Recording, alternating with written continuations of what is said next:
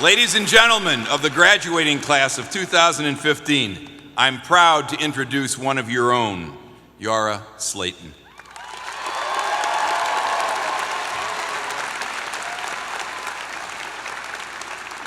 I'm so excited!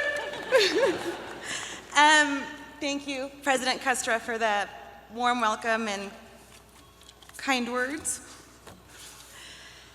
Well, hello, class of 2015. Here we are, we made it, yes. Honestly, I am so honored to be standing before you today because you inspire me to no end. Such ambition, such determination and tenacity, such perseverance in the face of unmentionable adversity. Okay, I'll mention one that was no easy feat. Group projects. The struggle is real. Why? Well, for all that we've learned over the past 4 years, or 5 years, or 6 years, sorry parents, we love you. We're here now, let's not get stuck on the details, okay? For all that we've learned, I think what has become clear to me is sometimes there are lessons that only life can teach you. Lessons about the debilitating effects of fear on our lives and its power to taint our view of all that is around us. Lessons about how fear creates an insufficient, single-story version of this beautiful, multidimensional world we live in. Lessons about our fear and discomfort of the unfamiliar. Lessons about the vulnerability we feel when we feel different or uncertain. On that note, I would like to share a story with you where my difference was especially pronounced. I was having a conversation with my 12-year-old daughter, Layla. Hi, Layla. And a dear friend of mine, and someone said the phrase, beaver dam. I said, beaver dam? Oh, where's that? Oregon? I don't know, it just sounded like it was in Oregon. Just let me explain my mental picture to you at this point. Lots of concrete, huge man-made structure, somewhere near Oregon State University, home of the beavers, right? Sound logic. Back to the conversation. Layla's giving me this look like, are you being serious right now? And my friend politely replies, no, a beaver dam. Still nothing's ringing a bell. Layla, bless her heart, trying to save me from myself, tries to quietly explain, Mama, it's a dam built by beavers. Now bear in mind the mental picture I just described to you. You can imagine how utterly ridiculous that sounded to me. How could this huge man-made structure be built by cute little furry beavers? Well, a quick visit to Google Images set me straight. Mind blown, by the way. But by now, the damage is done, and Layla's giving me the face palm. Please stop talking, you're totally embarrassing me right now. What planet are you from? At this point, I realized that my daughter is a true Idahoan, and I'm still a desert girl from Egypt. My 12-year-old has surpassed me in knowledge of wilderness. We have become so different. This little person, flesh of my flesh and blood of my blood, the only person in the world I have loved this deeply is growing to be a completely different person. And that terrified me in that moment. Would her being different weaken our connection? Why am I feeling this discomfort because our diverging experiences have changed us? Well, just as Layla is very different from me, I am very different from many of you. I am a teenage pregnancy statistic, a woman of color, a single mother who has lived in poverty.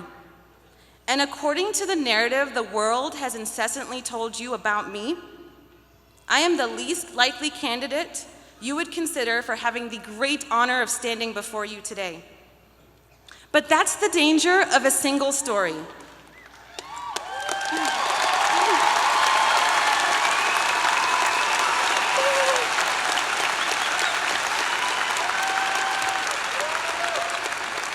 Thank you. But that's the danger of a single story. The single story the world tells about me dictates what I'm expected to accomplish, what I should settle for, and what I should be happy with. Well, I, for one, reject the single story. The single story is not only born out of, but further creates fear. The great Nigerian novelist and storyteller, Chimamanda Ngozi Adichie, explains that a single story shows a people as one thing, as only one thing, over and over again. And that is what they become. And what happens when this single story is repeated? It flattens their experience and creates stereotypes, just like the stereotypes about me. Adichie further explains the consequences of a single story being that it robs people of their dignity. It makes our recognition of our equal humanity difficult. It emphasizes how we are different rather than how we are similar. So how does one overcome this? How do I turn this narrative completely on its head and show the world that I, a person repeatedly defined by their one moment and one decision, can still be a positive role model and representative of this awesome student body here at Boise State? There is one thing in my way: fear.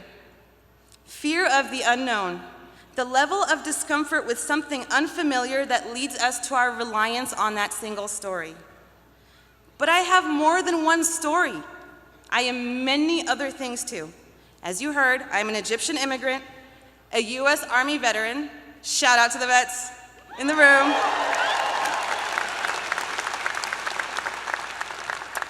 an anti-poverty advocate, a member of the movement against gender-based violence, and very soon to be a college graduate. I am a self-proclaimed chocolate connoisseur, and like many of you, relied far too heavily on coffee over these past few years just to get through the day. I could also, without a doubt, rely on Netflix becoming infinitely more interesting than the paper I was working on. Guaranteed. But had we stopped at that first single story, how are you to know of the commonality between us? How can we see people in their full humanity and realize that we are profoundly and fundamentally connected as human beings if we never make it past that first crucial hurdle? Though it seems so simple, this is scary business. We are all fearful of the unfamiliar and different. In the words of American author H.P. Lovecraft, the oldest and strongest emotion of mankind is fear, and the oldest and strongest kind of fear is fear of the unknown. It is okay for you to be worried about the future hold. This is a big crossroad for us. It's also okay not to have all the answers. Sometimes it's okay not to know what a beaver dam is. It's also okay not to be ready to be an adult. I'm not. But the important thing is not that we feel this fear. It is what we allow this fear to dictate in our lives. You know who's got this all figured out, though? The backpack through Europe couch surfer type. The freedom that comes with being so carefree makes me green with envy.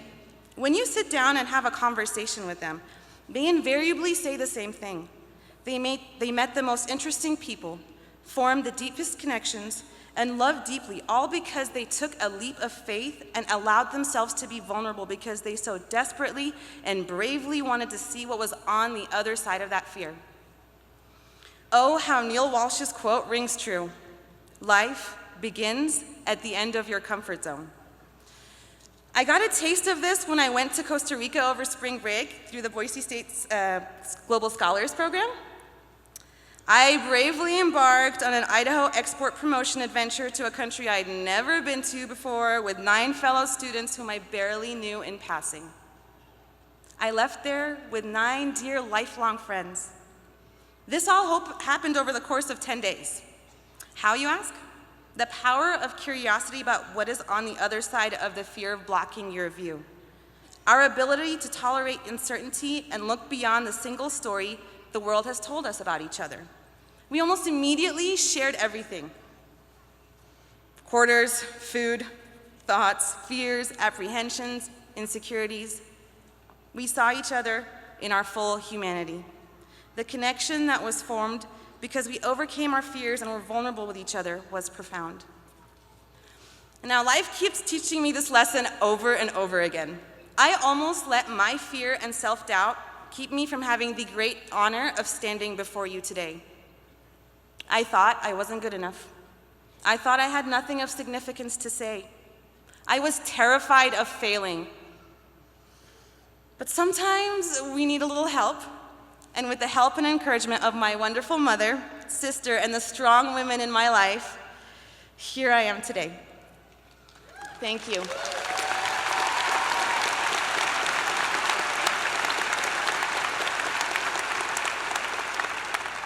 Class of 2015, I would like to take this time to remind you of some things that we intrinsically understand but seem to get lost upon us in the hustle and bustle of life. Please remember something that will not change regardless of which path you choose to take from this point on. We are all human beings before anything else. We all yearn for a life of purpose. At our core, we are all on a quest for meaning, a search for purpose, with a burning desire to leave our footprint on this world. We all have similar fears of failure, struggle with lack of confidence, and at times lack faith in our own abilities. The education majors, excited and distressed by the thought of facing a classroom full of young minds depending on their guidance. Feel you. The business major, ready to start their own business but are now thinking that maybe they should have paid more attention in that accounting class.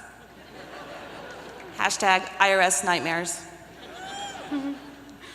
The gender studies students, all too aware of the role of gender inequity as a root cause of gender-based violence and determined to see an end to it, but worried that they won't see that end in their lifetime.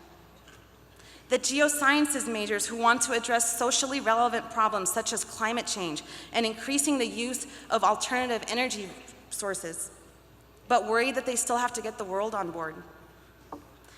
The political science major hoping to find public policy solutions to the tragedies and injustices of hunger and poverty that plague our world, but completely frightened by the resistance they will surely be met with on that hill.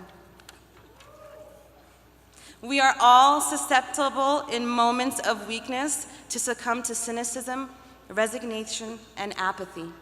But ask yourself, how do I build a tolerance for ambiguity and uncertainty? How do I overcome the dangers of a single story?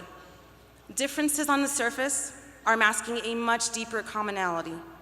Our power and our strengths are in our connections.